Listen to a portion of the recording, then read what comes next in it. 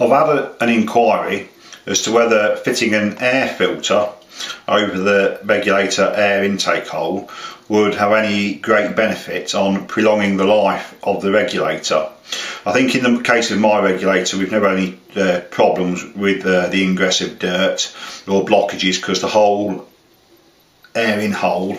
and the air out hole are both quite large. However, I'll just talk a little bit about this subject in relation to other regulators. So the first thing I'll mention is, if you've got a buddy bottle filled air rifle such as a BSA or a Airgun Rapid 7, and you're taking the bottle on and off, you no doubt are aware that the seal on the neck of the buddy bottle becomes worn. It can become teared and frayed, and you can also get little bits of metal swarf off of the threads both on the bottle and inside, and also just general dust and dirt out your gun bag or pocket, or if you drop your bottle on the floor. Now, on both the regulators I've just mentioned, the BSA and the Airgun Regulator, both of them have got extremely small air intake holes on the regulator. Both of them are microscopic, especially the one on the BSA, and any dirt or grime that gets into that regulator could cause mechanical problems. And I think, you know, some of the wear and tear problems I've seen on regulators have mainly been with those on buddy bottle filled guns. So the main tip is there isn't really any room to fit an air filter into your BSA or into your Airgun. So the main tip there is just to make sure that you keep your bottle neck thread absolutely clean, keep the connection where you screw it on clean, and if your seal starts to wear, don't be a tight arse, because seals, if you go to a big seal seller, you'll get them at 10p each. So just buy yourself, you know, 2 or 3 dozen seals, and as soon as they start to wear, replace them. So just keep it clean, that's the main thing. The next main issue with dirt problems in PCPs, as you probably no doubt aware, is the ones that use a filling probe with 2 O-rings on. These O-rings are often get nicked and damaged, and wear and tear is swarf as you're pushing it in and out. And I would say that over the years,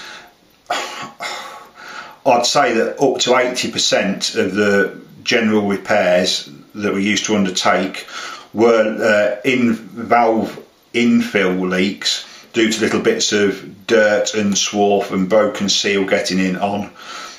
probe fill up guns. So quite often we have seen these little bits of seal and things actually right down, and some have got jammed in the outlet valve. So obviously this little piece of slither of seal has migrated all the way from where you filled it all the way to your outlet valve. So there isn't any reason for it not to also get into your regulator. So again,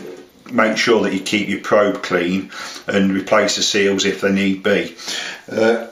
In general, if you do get little bits of dirt into the cylinder, because on my regulator you sit it with the breathe hole upwards, the air intake hole is at the top as well, and although the air does gush through this at some considerable rate for a microsecond, it wouldn't really pick up any little bits of rubber that are in the bottom of the cylinder and suck them round and through the hole, so there shouldn't be an issue. I have seen other people's regulators where the intake hole is very small and it's in the centre of the adjuster screw, and again it's not liable to get a piece of dirt in it because it's up off the inside of the cylinder, but the smaller the hole the more liable it is to become clogged. And also I've seen regulators that have got a totally sort of flat face on the air intake and the hole is very, very small, so a small type of filter might be of some use. So if you were going to think about modifying your regulator and fitting a filter, this is what I'd say about it. Obviously you want something that's stainless or brass, so as it's not going to go rusty, especially if you've got a pump to fill your air gun up with. And also it's not got to be very, you know, as fine as this. If I can hold that up and the camera will focus. This stainless steel mesh is fantastic for making filters for PCPs, but when the air is going to be rushing through the hole,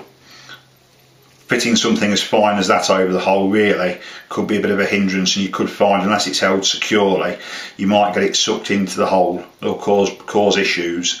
No doubt the piece of rubber or dirt that is going to be in your cylinder and get in is actually going to be relatively large, and so as the air can get through, you'd be best using a coarser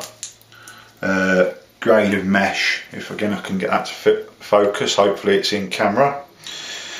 And so you'd be better using this. And also, if you weren't going to put it right against the hole, if you've got a little lathe or something and a soldering iron, you're using brass mesh, you make like a filter you might find on a pickup in a fuel tank, diesel fuel or petrol fuel tank, and just keep the mesh all the way round a couple of millimetres off the body of your regulator, just to stop, to keep it away so that the gush of air doesn't suck it into the hole. So, or you might be able to buy a pre-made filter of some sort, which you can fit into the cylinder on the end of a plug so that the air passes through that and then into the regulator. Or with some of the regulators where the air goes in through the end,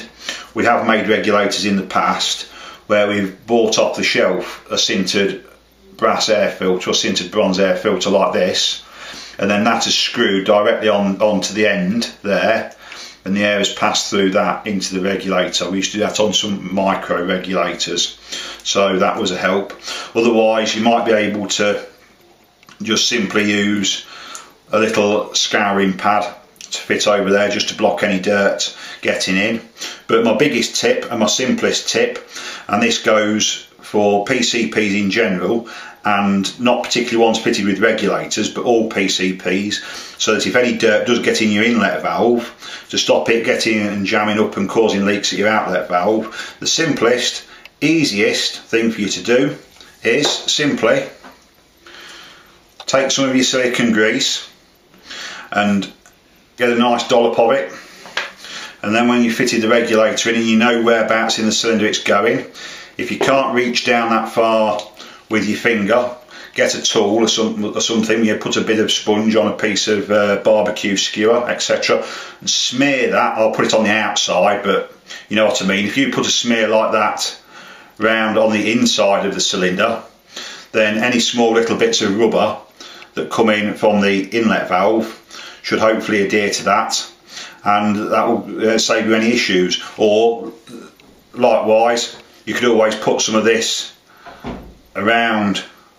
the air intake hole on your regulator, whether it's my regulator or another manufacturer's regulator, and that should also pick up and hold within it any dirt, grime, metal, brass swarf off of threads, etc., and that should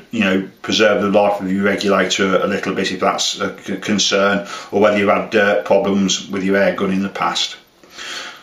So hopefully that was of some use to you, and hopefully instead of going to the trouble of probably making a filter, if you don't want to, then just applying some silicone grease around the regulator or into the reservoir will stop any dirt ingress problems into your regulator.